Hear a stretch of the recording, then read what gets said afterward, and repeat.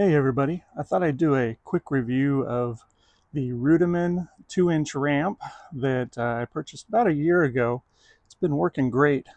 I have this little area accessing my backyard that has this little 2-inch lip, and I looked all over for a ramp that would fit and finally found the Ruedamann.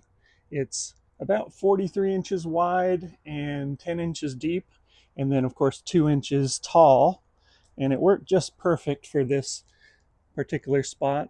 We do lots of traffic through here with wheelbarrows and motorcycles and hand trucks, and this little ramp just has been working great. Makes it very smooth to transition over that lip.